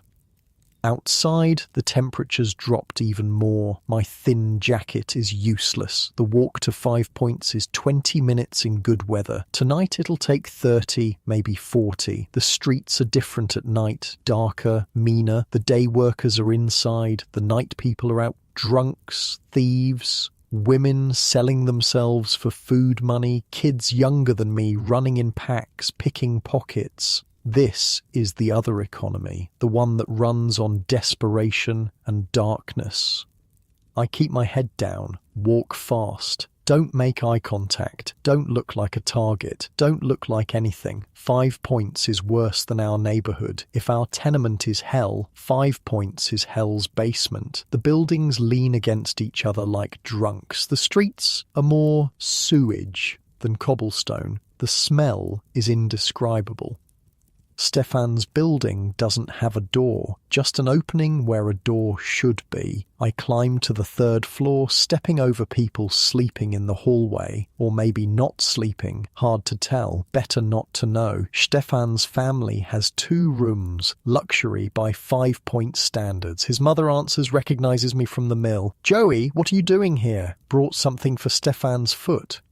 She lets me in. Stefan's on a mattress that makes ours look fancy. His foot is swollen to twice its size. The colour is wrong, purple and green and yellow. Jesus, Stefan. Yeah, it's not great. I unwrap the poultice, show his mother how to apply it. It won't cure him, might not even help, but it's something. Thanks, Stefan says. You're Ma's good people. She tries. His little brothers are watching from the corner, 3 of them, all under 8. All future mill workers. You should get that looked at by a real doctor, I tell him. He laughs, actually laughs. Sure, I'll just use all that money I don't have. If it goes bad, I know what happens if it goes bad. We both do. Infection, fever, death, or if you're lucky, amputation. One-legged Stefan. Try getting work then. Roosevelt says things are going to change, I offer. Roosevelt says a lot of things. You don't believe him? Stefan shrugs. I believe he means it. But meaning it and doing it, different things. You know how many kids work in New York? Thousands. Tens of thousands. You can't just stop that. The whole city would collapse. He's right. We're the foundation everything else is built on. Child labour is the engine of American industry. Stop the engine, the whole machine breaks down. Maybe that's what needs to happen, I say. Maybe it all needs to break. And then what? We all starve? We're already starving. No, we're almost starving. There's a difference. His mother brings over some bread, hard as rocks, but she's offering it to me. Guest rules, even in 5 points, especially in 5 points, you share what you have. I take a small piece, pretend to eat it, palm it for later, for Anna. You better go, Stefan says. Gets worse here after 9. It's already worse. I can hear fighting somewhere, breaking glass, a woman screaming. See you tomorrow, I say. If I can walk, you'll walk. Yeah? Yeah, you're too stupid to stay down. He smiles. Get out of here, Giuseppe. The walk home is faster, partly because I know Stefan's family is a little better off with the poultice, partly because 5 points at night makes you walk fast, or not at all. But mostly because I'm so tired, I'm basically sleepwalking, my body just carrying me home on autopilot. I pass a church, Presbyterian, I think. There's light inside, warmth. For a second, I think about going in, just sitting in a warm place for 5 minutes. But Catholics don't go into Protestant churches, not if they want to avoid trouble, and we've all got enough trouble already. Back on Orchard Street, things are quieter. Most people are asleep, getting ready for tomorrow's shift, the endless cycle. Our building is dark except for one window, 3rd floor. Mrs. Goldstein is up with her sick baby, the one with the cough that sounds wet. That baby's not going to make it. We all know it. She probably knows it. But she keeps trying, singing to it, rocking it, fighting death with lullabies. Up the stairs, 4th floor, our door. Inside, everyone's asleep. Ma left the lamp burning low for me. I blow it out. Don't need it. Know every inch of this room by feel. I take off my boots. My socks are more holes than fabric. My feet are white and wrinkled, like I've been in water all day, except it's sweat. 13 hours of sweat. The corn husk mattress crackles as I lie down. Marco shifts in his sleep, stealing the thin blanket. Anna murmurs something about lemons. I stare at the ceiling, can't see it in the dark, but I know every crack, every water stain, every place where the plaster is falling off. In 5 hours, the whistle will blow. In 5 hours, I'll get up and do it again. In 5 hours, another day of my childhood will be fed to the machines. But right now, for these 5 hours, I'm just a 12-year-old boy lying between his siblings, in a room that's too small, in a building that's falling apart, in a city that doesn't care if he lives or dies. This is the American dream in 1900. This is what built the richest country in the world. This is what progress looks like when you're on the bottom. And tomorrow we'll do it again, because we don't have a choice, because our families need to eat, because the machines are hungry and we're the only food they accept. But someday it'll be different. Has to be, Roosevelt promised. The Polish girl's mangled arm demands it. Timothy Brennan's missing hand insists on it. All of us, all these children of the mills, we're writing the future in our blood and sweat and exhaustion. Someday they'll read what we wrote. Someday they'll understand what it cost. Someday, but not tonight. Tonight, I'm just tired. So tired I can't even finish the thought. The darkness takes me, deep and dreamless, and somewhere in the distance, barely audible through the thin walls and dying night, a church bell chimes midnight. 5 hours until the whistle. 5 hours until tomorrow. 5 hours of peace. The whistle. That goddamn whistle. 5 o'clock. Again. Your eyes don't want to open. Your body doesn't want to move. Everything hurts in ways you didn't know things could hurt. Your hands are claws that won't unbend. Your feet feel like someone beat them with hammers. Your back. You're 12 years old and your back feels like an old man's. Marco's foot is in your ribs. Anna's hair is in your mouth. The corn husks beneath you have compressed into basically nothing. You're sleeping on boards with some agricultural garbage between you and splinters. Giuseppe, Ma's voice, soft, tired. She's been up for an hour already, trying to make something from nothing for breakfast. You sit up, the room is freezing, your breath clouds in the lamplight. January doesn't care that you're poor, it just keeps being January.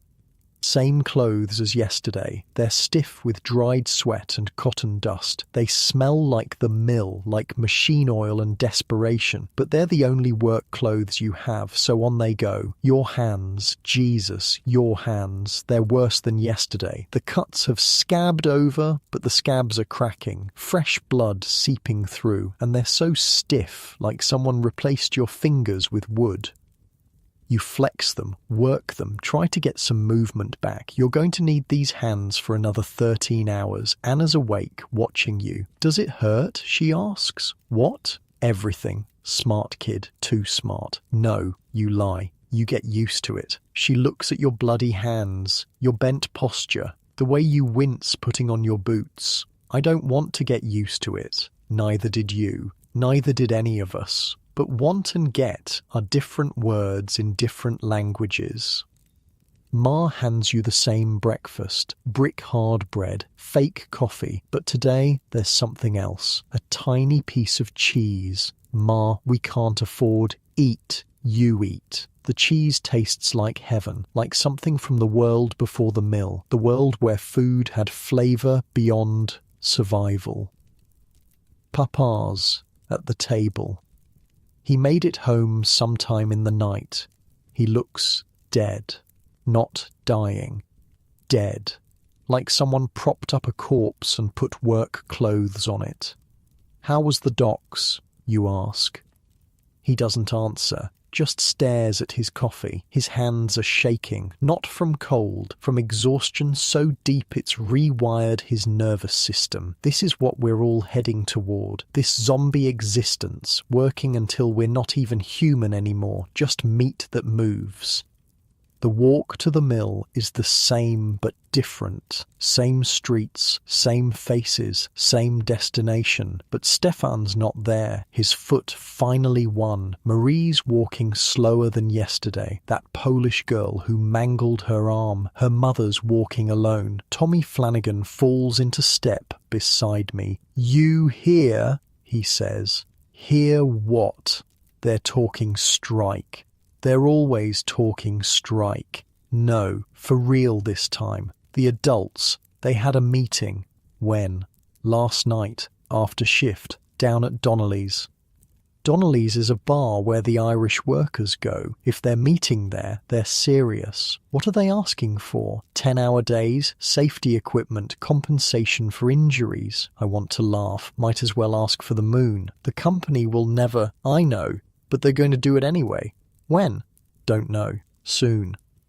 A strike. It'll never work. The company will bring in scabs, probably kids, even younger than us, or immigrants fresh off the boat who don't know better. And the strikers, they'll get fired, blacklisted. Their families will starve, but still. The idea of it, of everyone just stopping, of saying no more, of making the machines go silent, it's beautiful and terrifying. At the mill, there's a crowd outside. Not usual. Something's happening. Harrison's there with a piece of paper. New rules, he shouts. By order of management, he reads, due to recent disruptions and outside agitation, the following policies are now in effect. 1. Any worker discussing labour organisation will be immediately terminated. 2. Any worker participating in work stoppage will be terminated and prosecuted. 3. Quotas are increased by 10% to offset recent losses. The crowd murmurs, angry but quiet, angry but scared. Furthermore, Harrison continues, we've been made aware of certain individuals spreading seditious ideas. These individuals are no longer welcome here. He reads a list of names, Irish names mostly. Union organisers, troublemakers, people who dared to say children shouldn't work 14 hours. That's all. Get to work. We file in, quieter than usual. The message is clear: shut up and work or starve. Inside, there's a new sign by the time clock. A grateful worker is a happy worker. Marie sees it and spits, actually spits on the floor. Grateful for what, she says. The privilege of dying slowly? Careful, I tell her. They're watching, and they are. More supervisors than usual, walking the floors, listening, waiting for someone to say the wrong thing. You punch in. 5:31 again. Always 5:31. That penny docked. Always that penny. At your station, the bobbins are waiting. The cotton is waiting. The machines are waiting. Always hungry. Always feeding. But something's different. The Polish girl's station where she got mangled yesterday. There's a new girl there, maybe 8, definitely not legal age. She's terrified. You can see it in how she holds herself, how she flinches every time the machine makes a noise. That's the thing about this place. It doesn't just hurt you physically, it breaks something inside. That part that believes the world makes sense, that adults protect children, that work has dignity. The morning crawls by. Everyone's on edge, waiting for something. The strike maybe, or another accident, or Roosevelt to walk through the door again, but nothing happens. Just work, just the endless rhythm of the machines. Around 7, Anthony approaches, but not aggressive, different. "Hey," he says, "what do you want?" "Nothing, just my brother. He joined up." "Military?" "Yeah, going to the Philippines." "Sorry," he shrugs. "Least he's out of here." And that's the truth. War might be better than this. At least in war, you might die a hero. Here, you just die tired. "Why you telling me?" I ask. "Don't know. Figured we're all stuck here together. Might as well not make it worse." Is this Anthony apologizing in his own broken way? "Yeah," I say. "Okay." He nods and goes back to his station. We're not friends, never will be, but we're not enemies either. We're just two kids trying to survive the same machine. 8 o'clock. Marie collapses. Not almost. Actually collapses. Hits the floor hard. Everything stops. Even Kowalski hesitates. She's conscious but can't get up. The blood loss from yesterday, the exhaustion, the lack of food, it all caught up. 2 women help her to her feet. She's crying.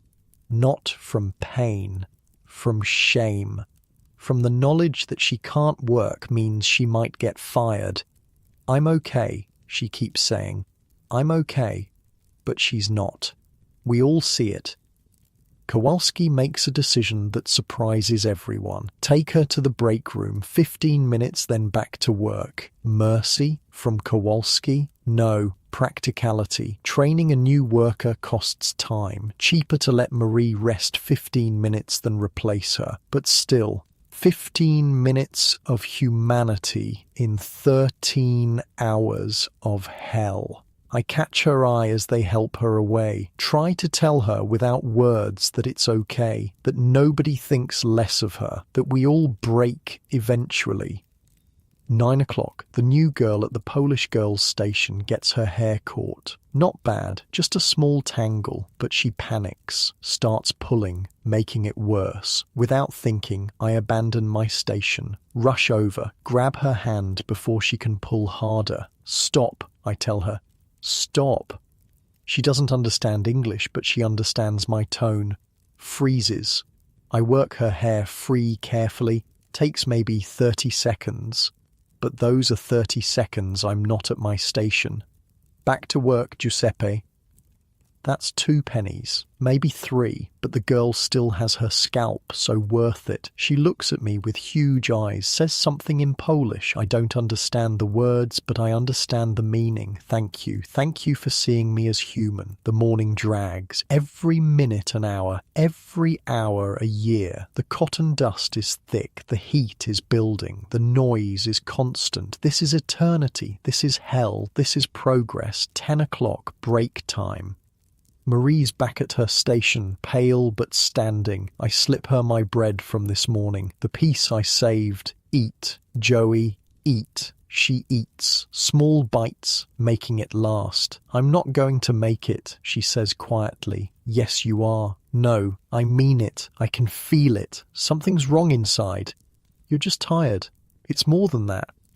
She's probably right. 13-year-old girls shouldn't lose that much blood and keep working, shouldn't stand for 13 hours on no food, shouldn't breathe cotton dust until their lungs quit. But what choice does she have? What choice do any of us have? After work, go to the charity hospital, I tell her. With what money? It's charity. They'll want something. They always do. She's right about that too. Nothing's free. Not even charity. The whistle blows. Back to work. But I'm thinking now about Marie, about Stefan with his rotting foot, about the Polish girl with her mangled arm, about all of us slowly dying for $3 a week. Roosevelt said change was coming, but when? After Marie dies? After Stefan loses his foot? After how many more kids get fed to these machines? The anger builds, not hot anger, cold anger, the kind that plans, the kind that waits, the kind that builds until it can't be contained. Maybe that's what the adults feel. Maybe that's why they're planning a strike. Maybe they've finally had enough. Maybe we all have. 11 o'clock, someone singing, not Marie, one of the older women, Irish song, slow and sad. Others join in quietly under the machine noise. The supervisors don't stop it. Maybe they don't hear it. Maybe they don't care. But we hear it. All of us kids, and for a minute, just a minute, we're not alone. We're not just individual cogs in the machine. We're people, together, suffering together, but together. The song ends, the machines continue, but something lingers, some feeling that maybe, just maybe we're stronger than they think. The noon whistle blows. 20 minutes to remember we're human. Outside, the cold feels good, clean, real. Groups gather, whispered conversations, the word spreads. Tomorrow. The strike is tomorrow. You going to join? Tommy asks me. I'm 12. Nobody cares what I do. They care if you work or don't work. He's right. Every hand counts, even 12-year-old hands. My family needs the money, I say. All our families need the money. That's why we're here. And if we strike and get fired, then what? Then maybe things change. Or maybe we starve. We're already starving, Joey, just slowly. He walks away, leaves me with that thought. The afternoon shift starts, same as always, but there's electricity in the air. Everyone knows about tomorrow. Everyone's making the same calculation. Work and live poorly, or strike and maybe die. Some choice. But maybe that's the point. Maybe when all your choices are bad, you pick the one that at least fights back. The machines roar on, fed by our exhaustion, our blood, our childhood. But tomorrow? Tomorrow might be different. Tomorrow the machines might go hungry. Tomorrow we might matter. 1 o'clock back at the machines, but nobody's really working. Everyone's going through the motions, but our minds are on tomorrow. The strike. Marie's getting worse. I can see it in how she moves. Like she's underwater. Like every motion takes enormous effort. You should go home, I tell her. And eat what? Pay rent with what? Always the same answer, always the same trap.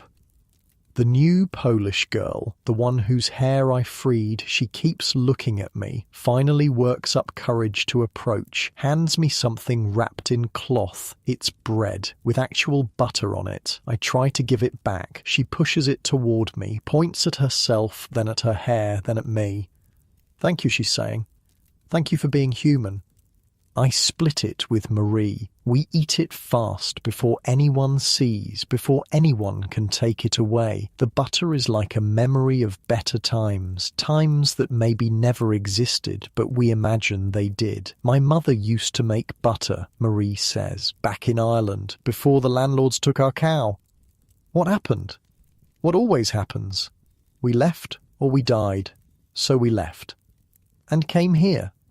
Yeah. Traded one kind of dying for another. 2 o'clock. Harrison's making rounds. He looks nervous. He knows about tomorrow. They all know. He stops at each station longer than usual. Looking for what? Signs of rebellion? Union pamphlets? Kids who might cause trouble? He stops at mine. Giuseppe. Sir. You've been here, 2 years?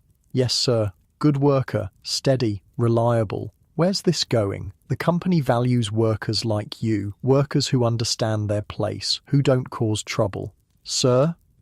Tomorrow. We expect you here. On time, working. Yes, sir. Good, because workers who don't show up tomorrow, they don't show up ever again. Understand? Yes, sir. He moves on. The threat clear. Work tomorrow or never work again. Not just here, anywhere. They have lists, blacklists. Your name goes on. You never work in New York again. But what kind of life is this anyway? What are we protecting by working? The right to slowly die in a factory instead of quickly die in the street? 2:30. Word spreads that Stefan's here. He made it in. I see him across the floor. He's working, but barely, dragging his foot, face grey with pain. But he's here because his family needs him here. That's the thing about strikes. Easy to talk about when you're single, when it's just you. But when you've got 3 little brothers, when your mother's counting on your $3, how do you choose? 3 o'clock. A man walks onto the floor. Not a supervisor, not a worker. He's wearing a suit, carrying papers. He goes to the main office. 5 minutes later, Harrison comes out with him. They're pointing at different workers, making notes. Who's that? I ask Tommy. Pinkerton, he whispers. Strike breaker. Pinkertons, private police, the ones companies hire to break unions, break strikes, break heads if necessary. The man walks through, memorizing faces. He stops at certain workers, the ones who were at Donnelly's last night probably, the organizers. This is intimidation, letting everyone know they're watching. They know who you are, where you live, where your kids go to school. The message is clear. Strike and we'll destroy you. 3:30. Marie faints again. This time she doesn't get back up. She's breathing, but she won't respond. Her skin is white as paper. There's blood on her skirt again, more than yesterday. Get her out of here, Harrison shouts, but nobody moves. We all just stand there, looking at Marie on the floor, 13 years old, dying for $4 a week. I said, get her out. Finally, 2 women move. They pick Marie up. She's so light, like a bird, like there's nothing left of her but will, and now that's gone too. They carry her toward the door. Where are you taking her? I call out.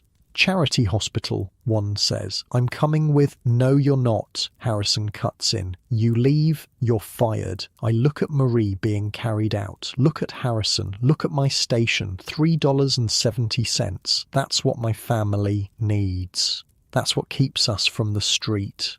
I go back to my station. I'm a coward.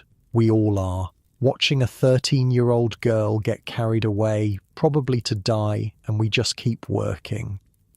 The machines don't care about Marie. The cotton doesn't care. America doesn't care. 4 o'clock, 3 more hours, but I can't do it. Can't stand here and pretend everything's normal. Marie's dying. Stefan can barely walk. That Polish girl's arm is probably infected by now. And tomorrow? Tomorrow, we're supposed to just show up and do it again? No. The word just appears in my head. Small at first, then bigger. No. Joey, it's the new Polish girl. She's pointing at her machine. Something's wrong with it, making a grinding noise. I should tell her to notify the supervisor. That's the rule. But I remember what happened to the last kid who had a machine break. Instead, I go over. Look at it. There's a gear out of alignment. Easy fix, if you know how. I fix it. Takes 2 minutes. She smiles.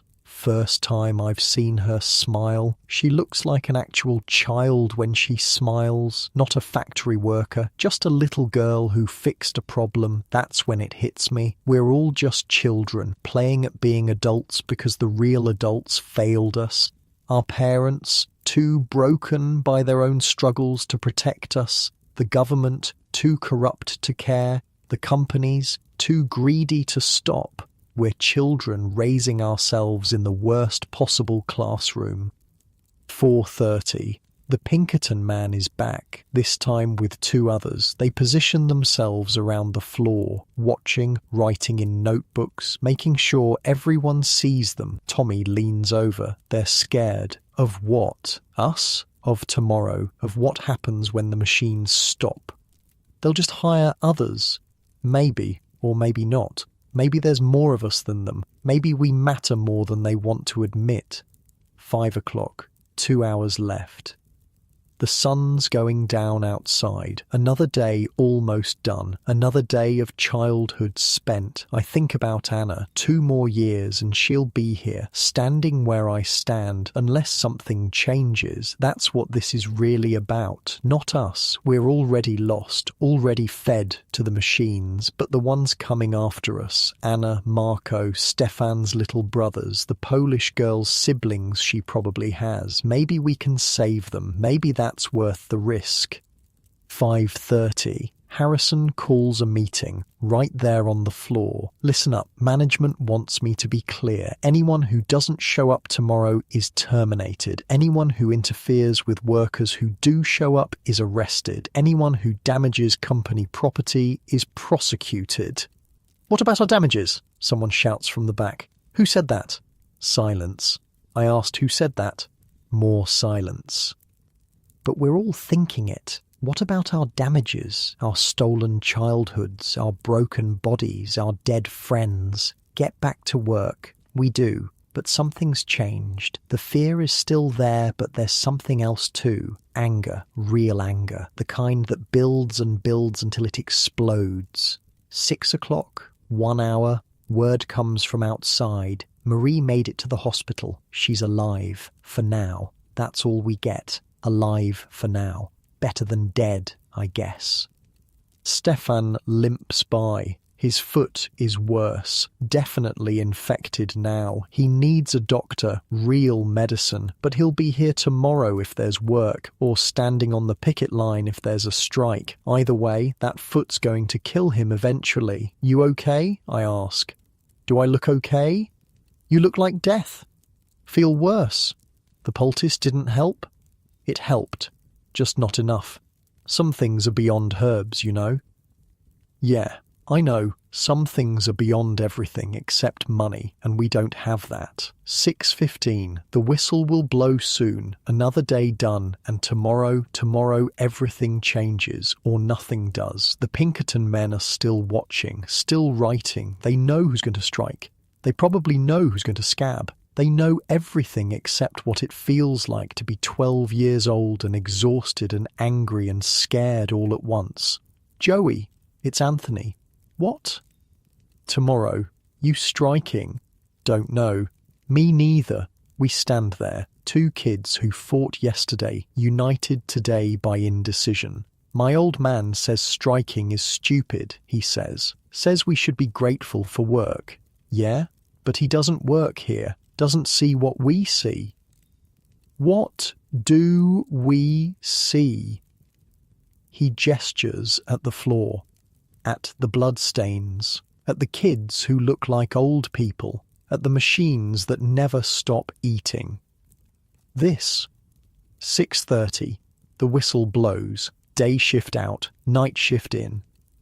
But nobody rushes for the door. We all walk slowly, looking at each other, knowing that tomorrow some of us won't be back, either because we're striking or because we're scabs. Either way, friendships will end, bonds will break. Outside, the cold air hits different tonight, feels like change, feels like something ending. Groups form on the street, quiet conversations, final decisions being made. Tommy approaches.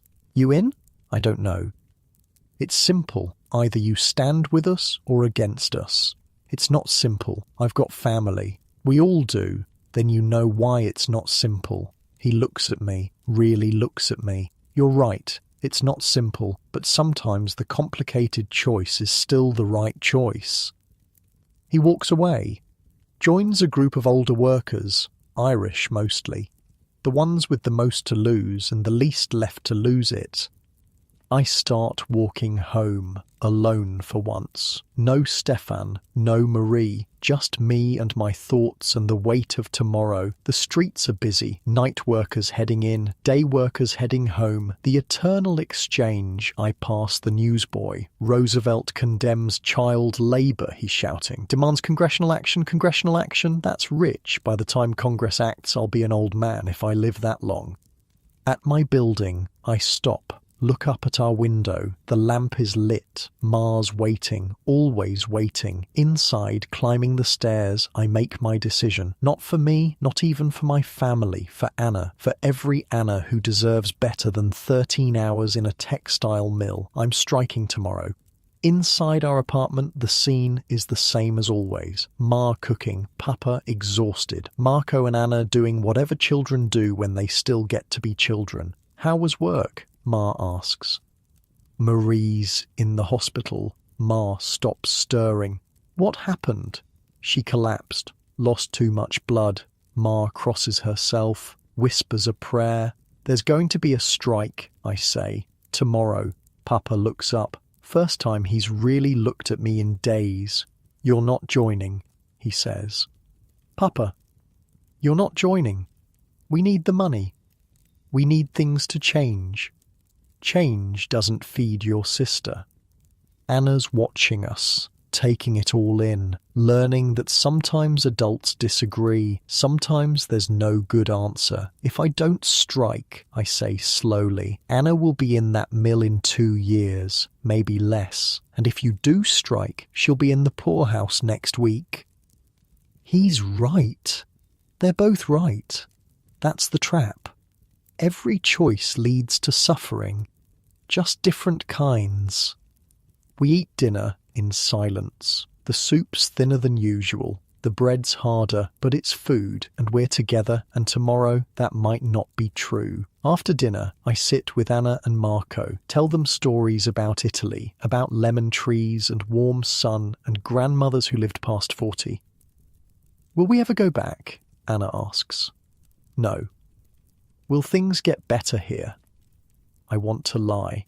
Want to tell her yes, absolutely. America is the land of opportunity and dreams come true. I don't know, I say instead. Maybe, if we fight for it. Fighting is bad, Marco says. Sometimes, but sometimes not fighting is worse. They don't understand. They're too young, but someday they will. Someday they'll have their own impossible choices to make. Later, lying on our corn husk mattress, I stare at the ceiling. Tomorrow, I'm going to stand outside that mill and refuse to work. Tomorrow, I'm going to risk everything for the possibility of something better. Am I brave or stupid? Maybe both. Maybe they're the same thing when you're 12 and angry and tired of watching your friends die. The church bells chime midnight. In 5 hours, the whistle will blow, but I won't answer it. Not tomorrow. Tomorrow, the machines will be hungry, and I won't feed them. Tomorrow, I'll stand with Tommy and Stefan and all the others who've had enough. Tomorrow, we'll find out if we matter. And if we don't, if they break us, if we all end up blacklisted and starving, then at least we tried. At least we said no. At least we were human for one day instead of machines. That's got to count for something. The darkness is soft now, gentle, not like the harsh dark of morning. This is the darkness of rest, of peace, of finally stopping. I close my eyes. Tomorrow will come soon enough. Tomorrow with its choices and consequences and possibilities. But tonight I'm just a 12-year-old boy, tired, scared, hopeful. Tonight I sleep, and in your bed, in your time, you sleep too, safe, warm, protected by laws written in the blood of children like me. You're welcome. Sweet dreams.